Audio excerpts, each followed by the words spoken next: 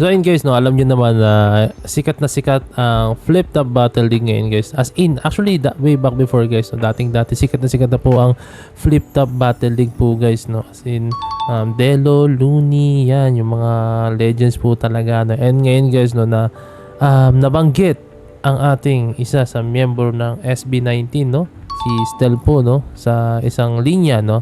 Actually guys, to be honest with you, napakinggan ko na po siya, no? And then kasi syempre gusto ko lang malaman kung paano siya nag-come up sa linyang yun, no? Pero pakinggan na lang din muna natin maigi guys. Pero itong video to, no, is from Flip Top po, no guys, no. As saglit lang naman, no? Pero lalagyan ko siya ng watermark guys kasi mahirap na baka tayo ma-block or what, no. Syempre kung ma-block man, syempre in respect na lang din kay Enigma, no. And then sa Flip Top po guys, no. So okay, punta po tayo sa linya na binanggit po ni sino to? Si Diddle, no? Okay, Diddle versus Kulas. Saglit lang naman to guys. Saglit na clip lang to. Ay 5 fingers of steel si Big L, the Big Styler. At kung ikaw si Dr. Doom, ako si MF Doom na may bit-bit na meat grinder. Cause you's a bitch. Cause I'll say it again, you's a bitch writer na pinag-wordplay ang Kulas sa cool ass. Like what the fuck did you mean? Tapos next Poison 13, baka Poison Kulas, cool ass. Ano yun, Badang bars. 6, 7, cause you're just a fucking meme. Gay ass lyricism, manang-mana kay Deo si Patring. Kaya pag suntok sa mukha, mag-iiba ang ilong ng bading parang si Stel ng SB19. Okay, narinig nyo na guys yung sinabi niya, no? So binanggit niya rin guys, no, yung si Stella na SB19, no? Pag sinuntok sa mukha, mag-iiba daw yung mukha. Alam nyo na guys, pinabirthday niya rito yung before, no? Yung before na si Stel, no? Yung look ni Stel before, no? And then ito, meron pa siyang linya guys eh. You're just a fucking meme. Gay ass lyricism, Yan, gay ass lyricism. manang-mana kay Deo si Patring. So pwedeng manang si Deo kay Patring, no? So kasi medyo may part pa dito. Kaya pag suntok sa mukha, mag-iiba ang ilong ng bading parang Yan, di ba? Mag-iiba ang ilong ng bading, no? So para pinapirthday niya rin na yun nga na gay daw si Stel guys, no? si Stel ng SB19. Yan, di ba? Pakinggan niyo may linya. Suntok sa mukha, mag-iiba ang ilong ng bading Yan, mag-iiba ang ilong ng bading. Pwedeng tinutukoy niya si Stel or pwedeng tinutukoy niya rin si Kulas guys, no? si Stel ng SB19. Pero kasi yung sa mga di nakakalam sa battle rap guys, no, yung 4-bar setup mo or yung linya bago ka mag-come up sa pinaka last line mo, no, sa pinaka haymaker na line mo, no, kailangan related siya sa kung ano yung linya bago ka makarating dun, no. So pwede ganun siya guys, mahilig sila sa mga double meaning din guys, so grabe yung mga internals nito guys, kung alam nyo lang din kung fan kayo ng battle rap, no.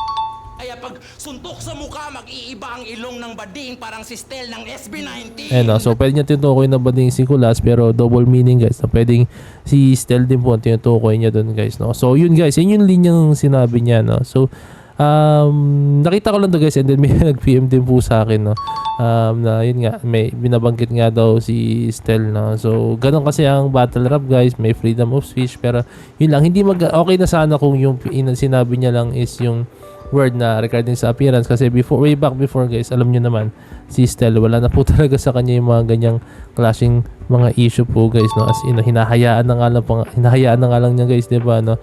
And then kung naalala nyo guys, sinabi niya before na yun nga, ignore na lang yung bashers, no.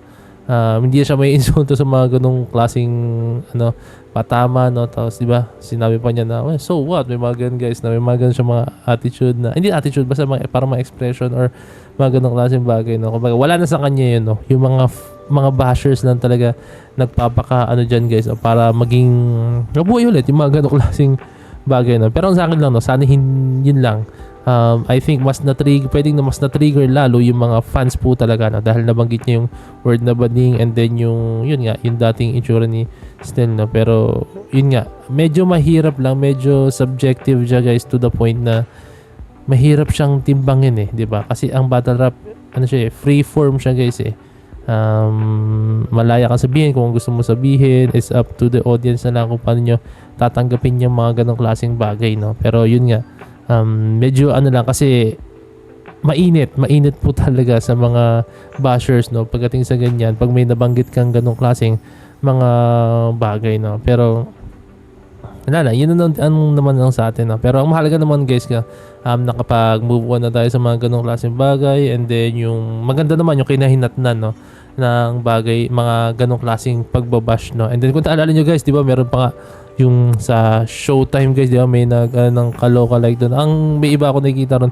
sana yung ginawang kaloka-like na lang, no, hindi yung recent na glow up ni Stel, no, hindi yung dati po talaga, no. Kaya nag-earn din ng maraming bashers yung nag-kaloka-like noon, and at the same time yung show, and at the same time yung mga contestants regarding doon, no. Kaya yun, ang sa atin lang naman doon is ang sa atin lang naman doon is sana maging mindful na lang din tayo sa mga gagawin natin, no. Kahit anong gawin natin, meron talaga mga bashers po talaga na, pero yun lang. Wala naman ako bang gusto sabihin dito kundi spread positivity, since alam natin SB19 is namayagpag po ngayon, no. Yun lang, kayo ba? Ano bang tingin nyo sa mga ganitong klaseng mga atake, like patuloy na pag-atake po sa SB19, patuloy na pag-atake po sa P-pop community, sa pag-angat ng P-pop, no, di ba?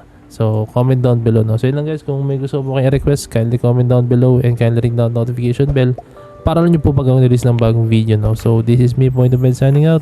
Peace. That's G.